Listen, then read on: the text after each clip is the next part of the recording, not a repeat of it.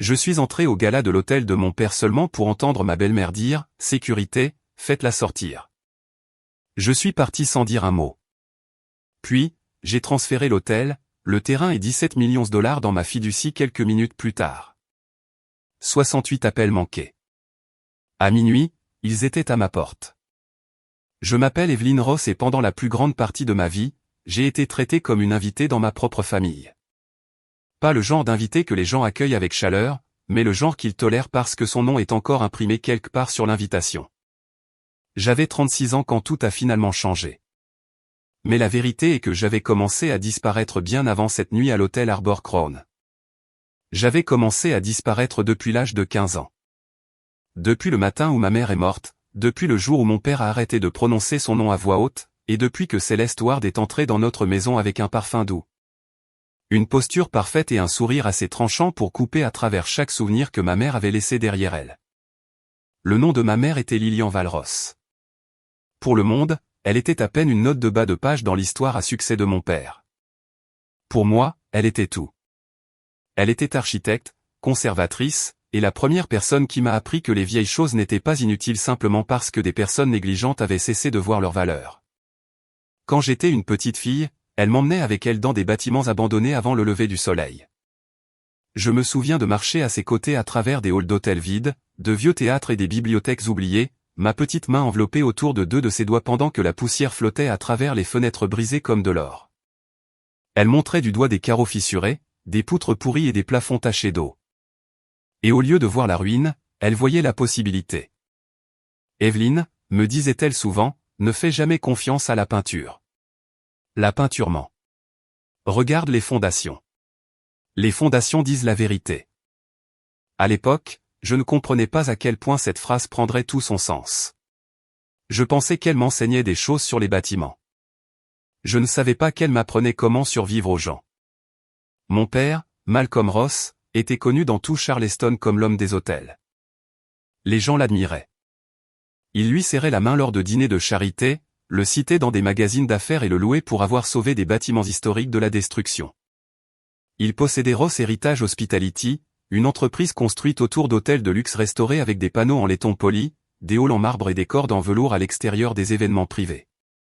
Tout le monde disait que mon père avait de la vision, mais la vérité était que ma mère avait eu la vision en premier.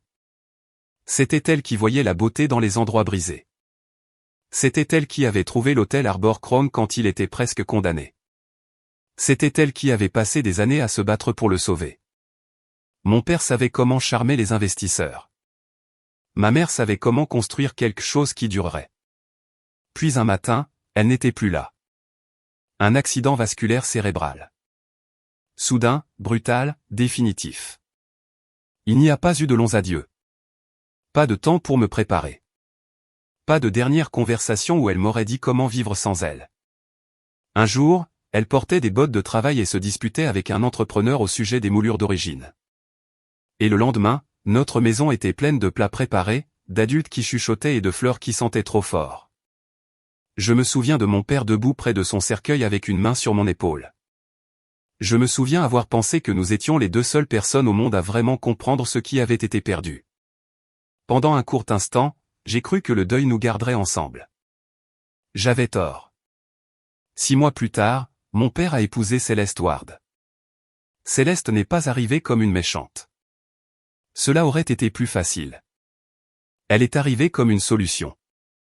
Elle portait des robes pâles, parlait d'un ton doux et disait à tout le monde qu'elle voulait seulement aider Malcolm à guérir. Les gens l'aimaient pour cela. Ils la qualifiaient de gracieuse, forte, patiente. Mais j'ai vite appris que la cruauté de Céleste n'avait pas besoin de volume. Elle n'avait pas besoin de crier pour effacer quelqu'un. Elle n'avait qu'à réarranger la pièce. D'abord, les plans encadrés de ma mère ont été retirés des murs du couloir. Céleste a dit qu'il rendait la maison lourde avec le passé. Ensuite, la table à dessin de ma mère a été déplacée de la véranda vers le garage parce que Céleste voulait un espace pour le yoga matinal. Ses livres ont été mis en boîte. Ses photographies ont disparu une par une. Son fauteuil préféré a été retapissé, puis remplacé. Au début, j'ai pensé que c'était de petites choses. Douloureuses, oui, mais petites.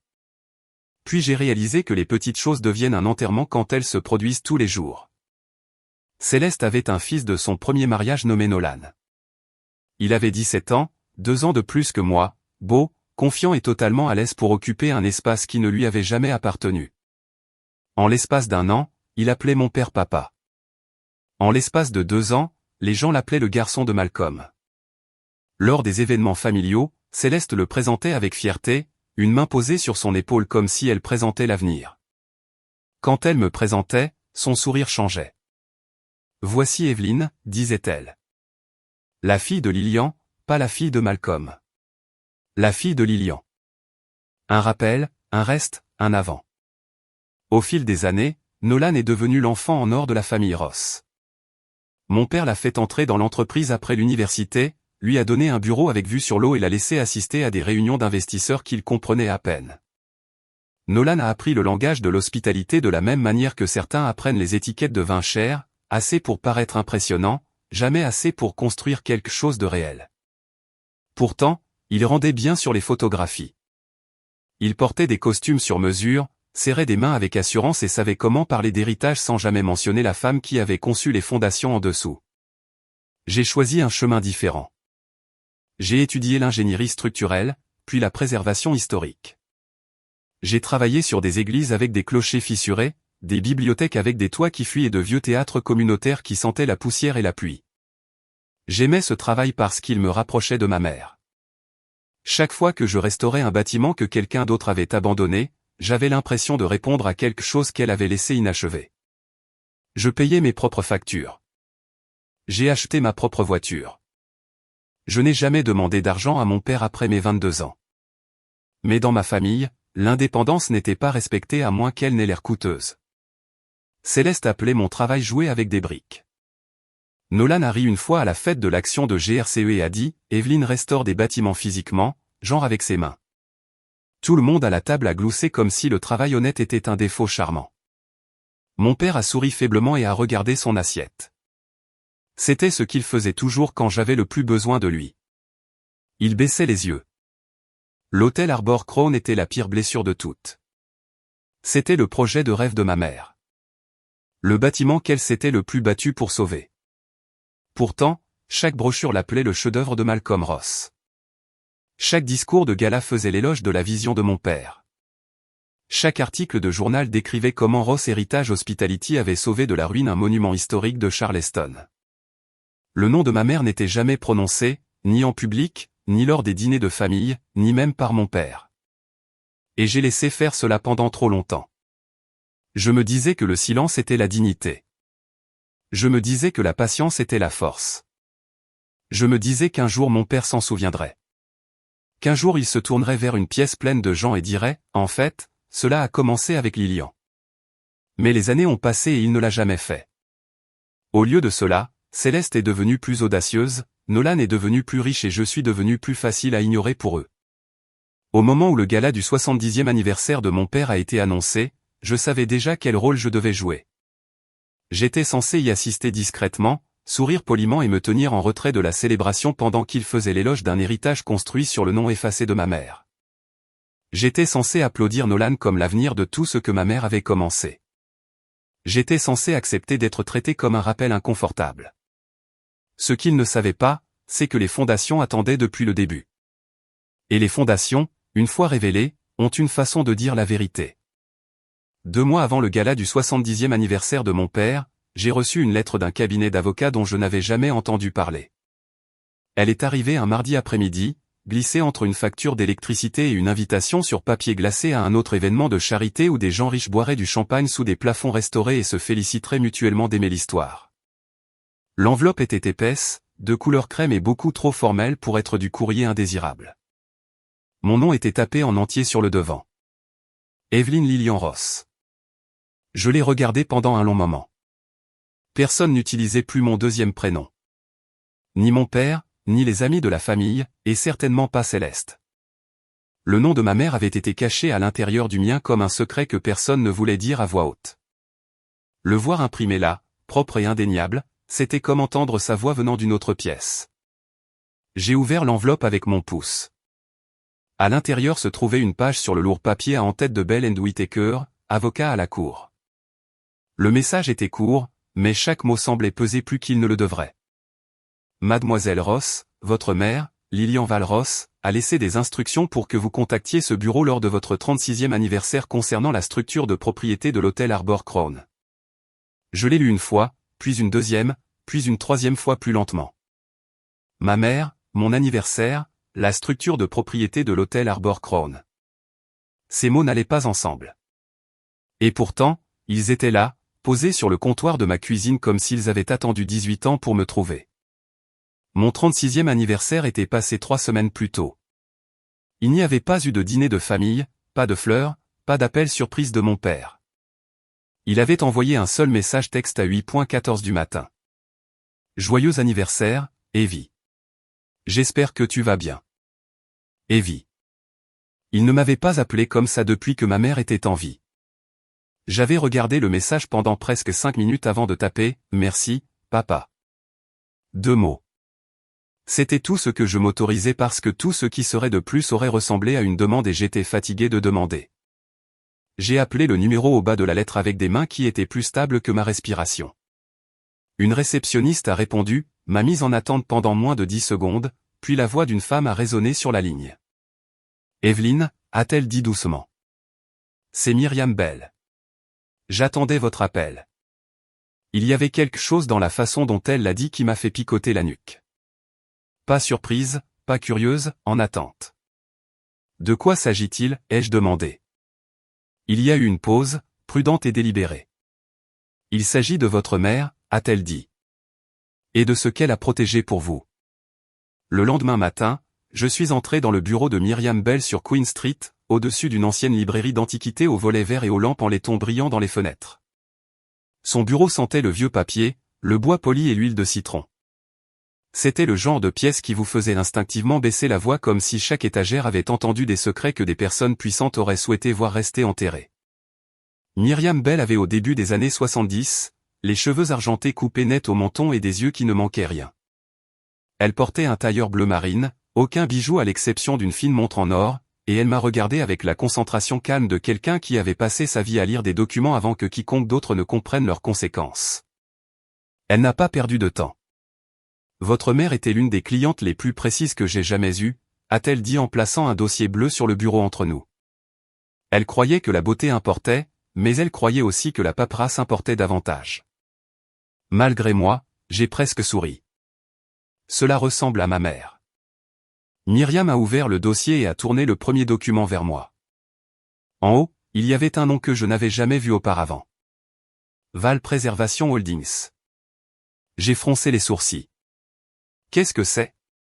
L'entreprise de votre mère? Ma mère avait une entreprise.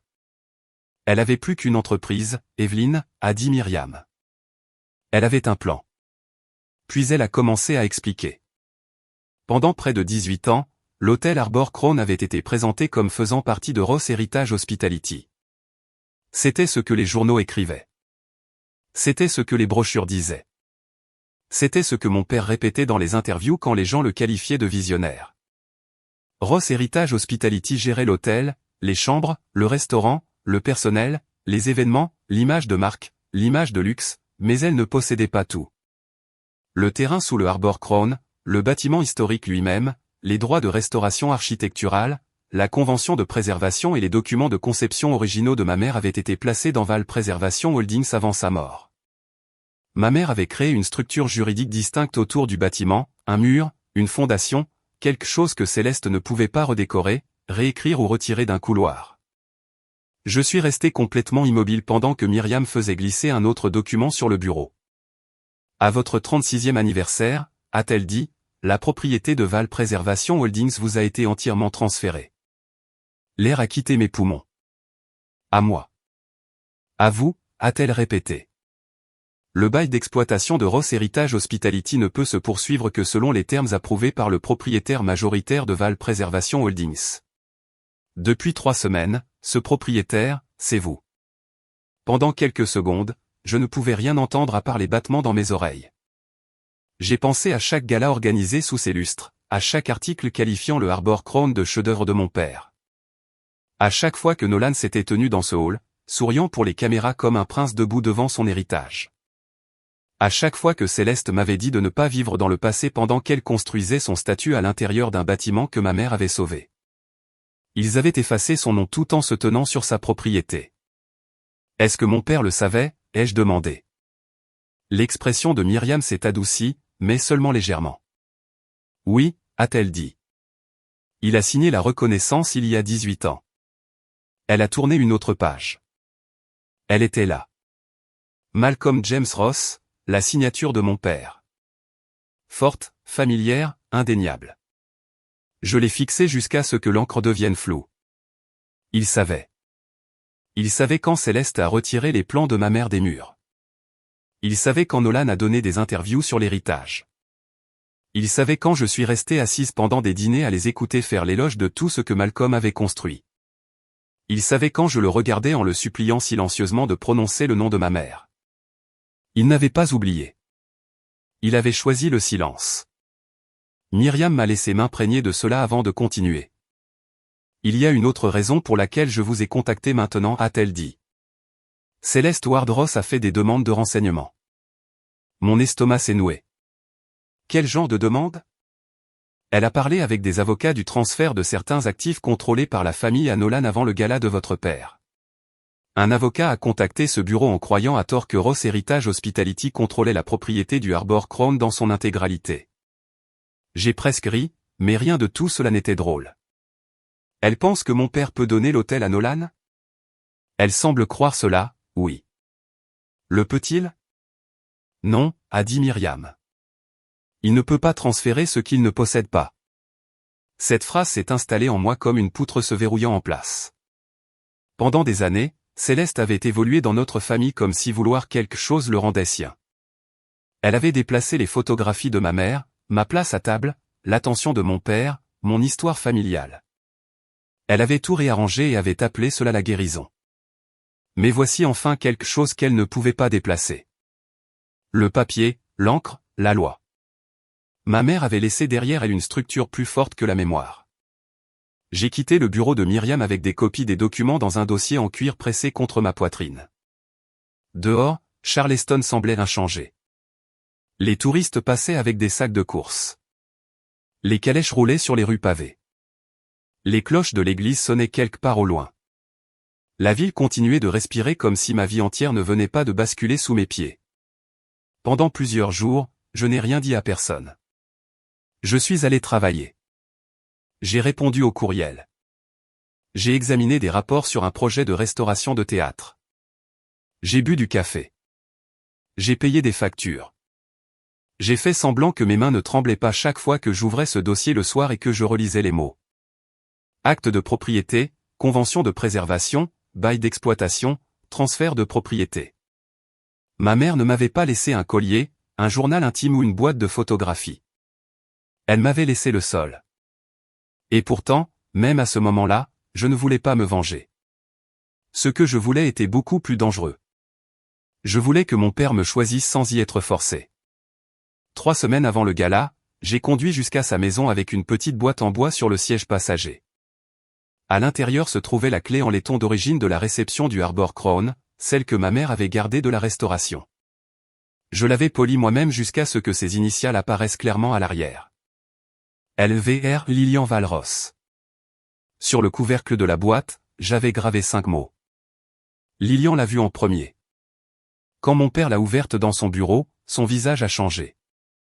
Pendant une brève seconde, j'ai vu l'homme qui avait aimé ma mère. Ses doigts tremblaient alors qu'il touchait la clé. Je me souviens de ça, a-t-il chuchoté. Puis Céleste est apparue dans l'embrasure de la porte. Ses yeux sont passés de la boîte à son visage, et je l'ai regardé reconnaître une émotion qui ne lui appartenait pas. Quelle sentimentalité, a-t-elle dit. Mais Malcolm a déjà assez de rappels du passé. Nous nous concentrons sur l'avenir maintenant. Mon père a fermé la boîte. Il n'a pas défendu le cadeau. Il n'a pas prononcé le nom de ma mère. Il l'a simplement posé sur son bureau comme quelque chose de trop dangereux à tenir. Et alors que je rentrais chez moi ce soir-là, le dossier de documents posé à côté de moi, j'ai enfin compris ce que ma mère avait protégé. Elle avait protégé l'hôtel de Céleste. Mais aucun document juridique ne pouvait me protéger d'espérer que mon père devienne courageux. Cette leçon, je devrais l'apprendre moi-même.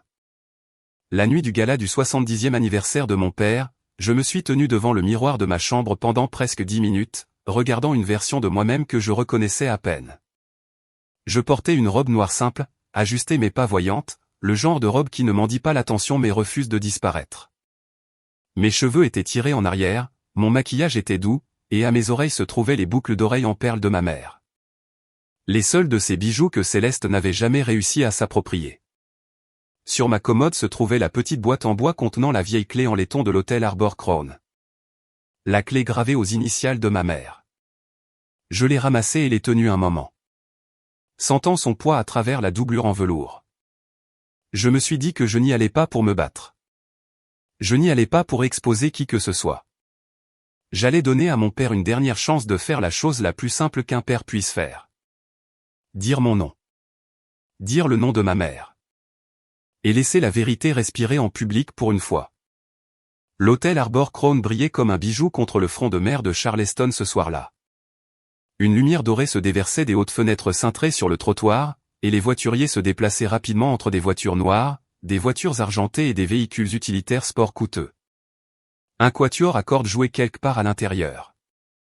Des invités en robe de soirée et en smoking passaient par l'entrée, riant doucement, portant le genre d'assurance que l'argent donne aux gens quand ils savent que la pièce a été conçue pour eux. Je me suis arrêté devant les portes à tambour et j'ai levé les yeux vers les pierres sculptées le long de la façade. Ma mère s'était battue pour sauver ces détails.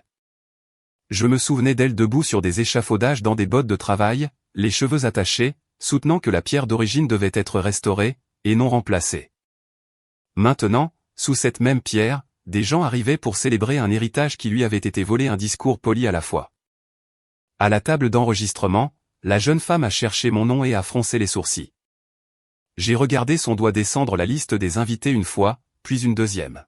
« Je suis désolé », a-t-elle dit prudemment. « Je ne vous vois pas ici. » J'ai presque souri parce que je m'y attendais. Je ne l'espérais pas, mais je m'y attendais. Avant que je puisse répondre, une coordinatrice d'événements plus âgée s'est penchée, m'a regardé et a chuchoté, « C'est Evelyn Ross. » Mettez-la dans le surplus familial. Surplus familial. Deux mots qui résumaient ma vie entière mieux que quiconque dans cette salle de bal ne le pourrait jamais. J'ai hoché la tête, j'ai accepté le petit carton de placement qu'elles m'ont donné et je suis entré avec la boîte en bois dans ma main, et le dossier en cuir de documents enfermé en sécurité dans ma voiture. La salle de bal était à couper le souffle, ce qui d'une certaine manière a rendu tout pire. Des roses blanches débordaient des vases en cristal. Des tours de champagne scintillaient sous les lustres. Un écran massif derrière la scène affichait des photographies du Arbor Crown avant et après la restauration. Il y avait des images de plafonds fissurés, de balcons en ruine, de couloirs inondés, puis l'élégant hall fini brillant comme s'il avait toujours été destiné à impressionner des invités fortunés. Le travail de ma mère remplissait la pièce, mais son visage n'était nulle part. Son nom n'était nulle part. Au lieu de cela, l'écran s'est fondu dans un portrait de mon père à côté des mots « Malcolm Ross, une vie de vision ». Je me tenais là, regardant des étrangers applaudir un mensonge avec du champagne à la main. Mon père était près de la scène, vêtu d'un smoking noir, souriant à côté de Céleste et Nolan. Céleste portait une robe argentée qui accrochait chaque lumière de la pièce. Nolan se tenait à côté d'elle dans un costume sur mesure, acceptant les poignées de main comme un prince attendant une couronne. Quand mon père m'a enfin vu, quelque chose a vacillé sur son visage. Je voulais croire que c'était de la chaleur, peut-être de la culpabilité, peut-être même du soulagement. Mais avant qu'il ne puisse faire un pas vers moi, Céleste a touché son bras. C'était petit, presque invisible, mais je l'ai vu. La même laisse silencieuse qu'elle tenait depuis 18 ans. Mon père est resté là où il était. Le dîner a commencé. Les discours ont suivi. Nolan a parlé le premier, remerciant mon père de lui avoir appris ce que signifiait l'héritage. Il a parlé de croissance, d'expansion, de futur hôtel, de valeurs familiales et de faire avancer le nom de Ross. Les gens ont applaudi. Céleste s'est tamponnée les yeux comme si elle était submergée de fierté. Puis elle a pris le microphone. Sa voix était douce, émotive, parfaitement répétée. Elle a qualifié mon père de visionnaire, de bâtisseur, d'homme qui avait créé de la beauté là où d'autres voyaient la ruine. Elle a remercié Nolan d'avoir assumé le rôle de leader avec grâce et force. Elle a remercié les investisseurs, les amis, les membres du conseil d'administration et même le personnel de l'événement. Mais elle n'a jamais prononcé le nom de ma mère, pas une seule fois. La femme qui avait trouvé le Harbor Crown, conçu sa restauration, protégé ses os et laissé derrière elle la fondation juridique sur laquelle tout le monde dans cette pièce se tenait est resté invisible. Quelque chose en moi est devenu froid. Pas sauvage, pas impulsif, froid, clair. Je me suis levé lentement, tenant la boîte en bois. Quelques personnes se sont tournées pour regarder.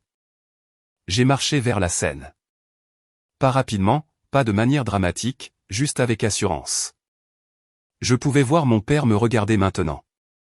Son visage était devenu pâle. Le sourire de Céleste s'est figé.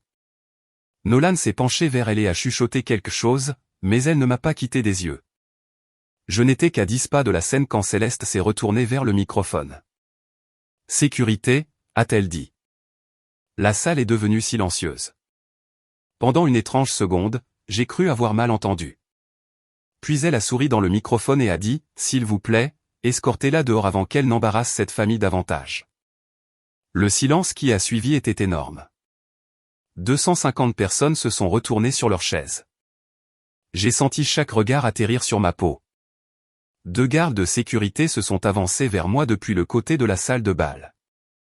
Nolan avait l'air amusé, presque satisfait. Céleste se tenait droite, élégante, victorieuse, et mon père se tenait à 3 pas d'elle, assez près pour prendre le microphone, assez près pour dire « Arrêtez. C'est ma fille. » Il ne l'a pas fait. Il m'a regardé, puis a regardé Céleste, puis a regardé le sol. C'est à ce moment-là que j'ai arrêté d'attendre. Le garde sur ma gauche a parlé doucement. « Madame, nous avons besoin que vous veniez avec nous. » J'ai regardé mon père une dernière fois. Ma voix n'a pas tremblé.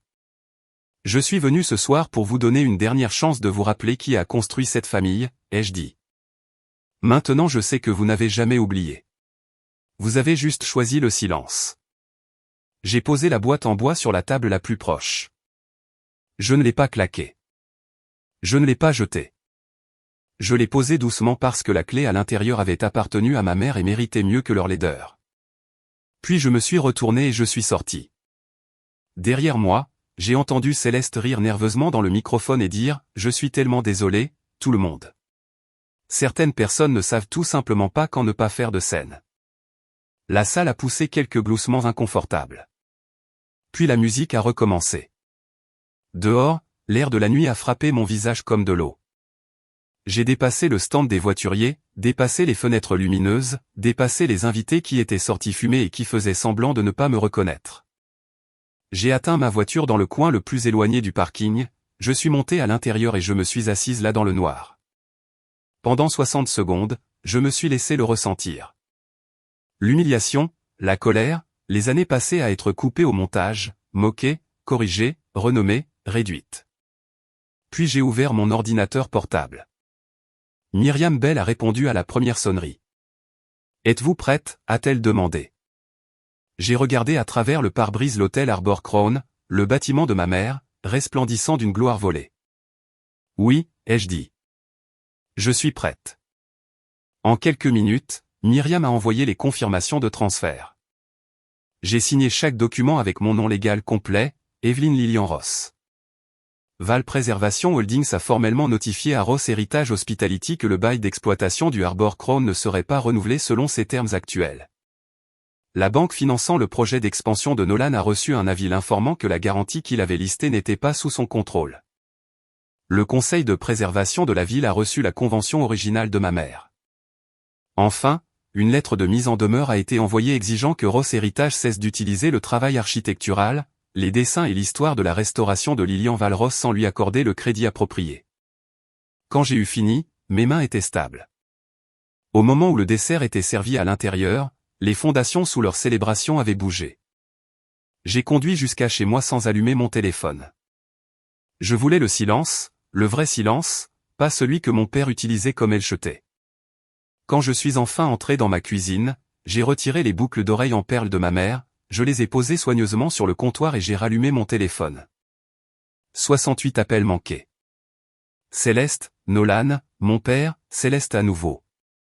Nolan à nouveau. Les messages affluaient si rapidement que l'écran pouvait à peine suivre. Que as-tu fait? Appelle-moi immédiatement. Petite fille vindicative.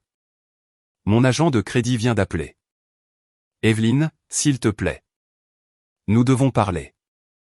J'ai préparé du thé pendant que le téléphone vibrait sur la table. Pour la première fois de ma vie, ils étaient désespérés de me joindre. Et pour la première fois de ma vie, je n'étais pas pressé de répondre. À 11h41 ce soir-là, ma sonnette a retenti.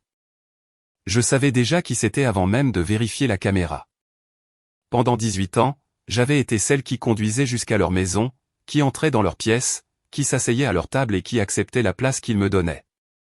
Mais maintenant, ils se tenaient devant ma porte, habillés des restes de leur soirée parfaite, regardant mon appartement comme des gens arrivant à un palais de justice après que le verdict ait déjà été lu. Mon père était toujours dans son smoking, son nœud papillon pendant le chemin autour de son cou. Céleste se tenait à côté de lui dans sa robe argentée, mais l'éclat l'avait quitté. Son rouge à lèvres était effacé, ses cheveux s'étaient détachés et la panique avait dépouillé son visage de sa douceur. Nolan se tenait derrière eux, serrant son téléphone si fort que ses jointures étaient blanches. Je les ai laissés attendre un moment, non pas parce que je voulais être cruel, mais parce que j'avais besoin d'en ressentir la vérité. Pour une fois, ils ne me convoquaient pas. Ils demandaient à être laissés entrer. Quand j'ai ouvert la porte, Céleste s'est poussée en avant la première. « Que as-tu fait » a-t-elle sifflé en entrant dans mon appartement comme si elle avait encore le droit d'entrer dans n'importe quel espace et de le contrôler. J'ai levé une main. Baissez la voix ou partez. Elle s'est arrêtée si brusquement que Nolan a failli lui rentrer dedans. Mon père m'a regardé comme s'il n'avait jamais entendu ce ton de ma part auparavant. Peut-être que non. Peut-être avais-je passé trop d'années à rendre ma douleur facile à ignorer pour lui. Ils sont entrés. Mon appartement était petit comparé à la maison au bord de l'eau de mon père, mais il était à moi. Les étagères que j'avais construites moi-même bordaient le mur du salon.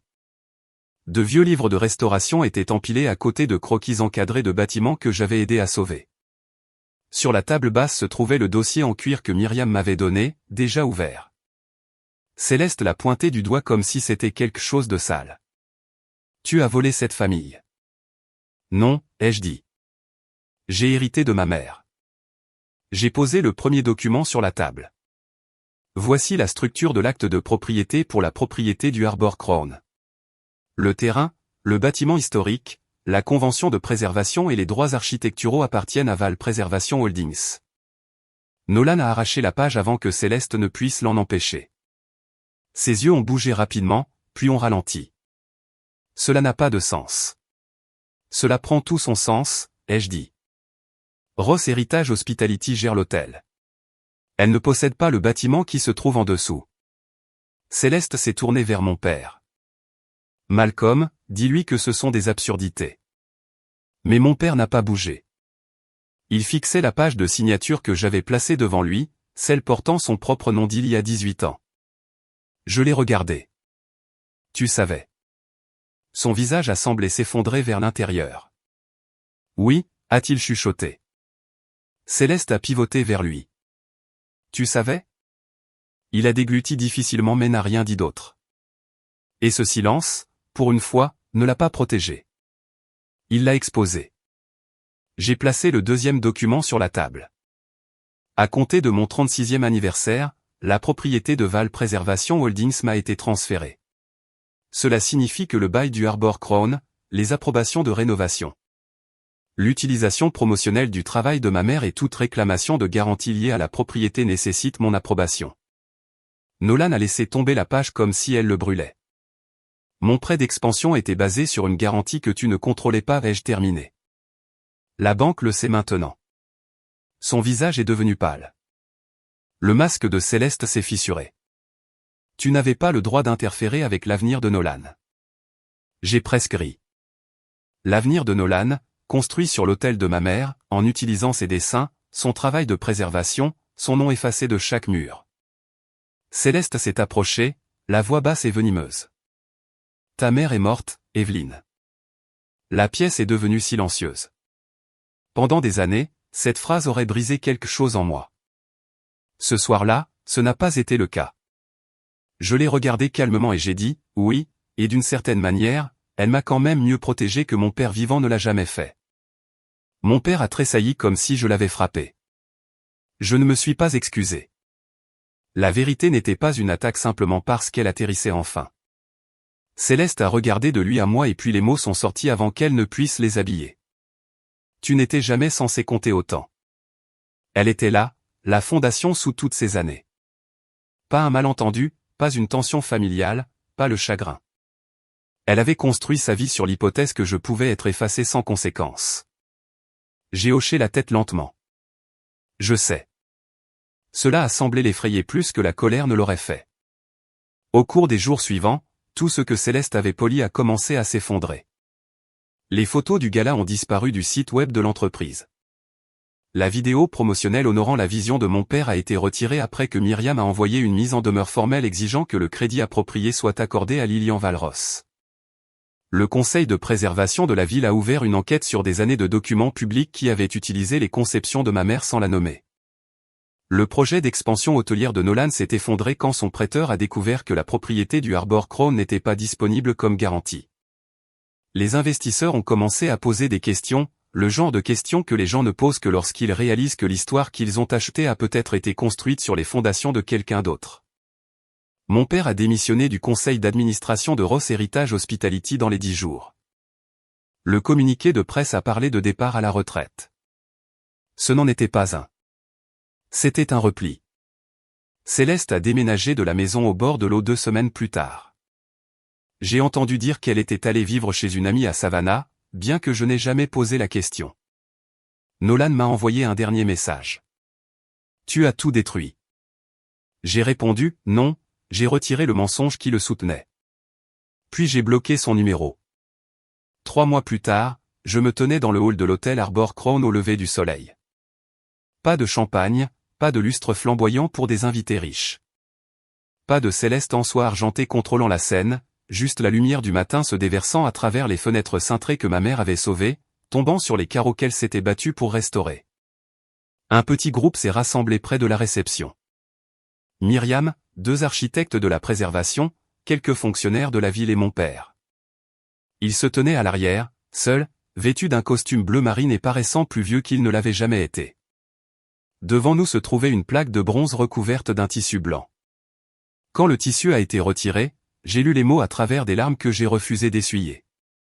L'hôtel Harbor Crown, restauré grâce à la vision et au travail de Lilian Valros, architecte, conservatrice, fondatrice. Tout ce qui est beau commence par une structure. Pour la première fois en 18 ans, le nom de ma mère appartenait à nouveau au bâtiment. Après le départ de tout le monde, mon père s'est avancé vers la plaque. Il a tendu la main et a touché son nom avec 2 doigts. J'aurais dû le dire il y a des années, a-t-il chuchoté. Oui, ai-je dit. Tu aurais dû. Ses yeux se sont remplis de larmes. Est-ce que je peux encore essayer? Je l'ai regardé pendant un long moment. J'ai vu la lâcheté, le regret, l'amour qui avait été trop faible pour me protéger, et l'homme qui se tenait enfin devant la vérité au lieu de baisser les yeux sur son assiette. Tu peux commencer, ai-je dit, en ne détournant plus jamais les yeux de son nom. Il a hoché la tête. Je ne lui ai pas pardonné ce jour-là. Le pardon n'est pas quelque chose que les gens gagnent simplement parce que la culpabilité finit par les rattraper. Mais je l'ai laissé se tenir à côté de moi dans le hall que ma mère avait sauvé, et pour cette matinée, c'était suffisant. Je possède toujours le Harbor Crown, non pas parce que je voulais me venger, mais parce que ma mère a construit quelque chose de destiné à durer. Elle savait que la peinture pouvait mentir. Elle savait que les gens pouvaient mentir, mais les fondations disent la vérité. Et quand la vérité a fini par surgir du sol, tout ce qui était construit sur le silence s'est effondré. Merci beaucoup d'avoir écouté jusqu'à la toute fin. Si l'histoire d'Evelyne a touché votre cœur, vous a rappelé votre propre famille ou vous a fait réfléchir à la nécessité de vous défendre, veuillez laisser un commentaire ci-dessous. J'adorerais connaître vos pensées. N'oubliez pas de vous abonner à la chaîne, de cliquer sur l'icône en forme de cloche pour ne jamais manquer la prochaine histoire, et de partager ceci avec quelqu'un qui en a besoin. Au revoir pour le moment et je vous verrai dans la prochaine.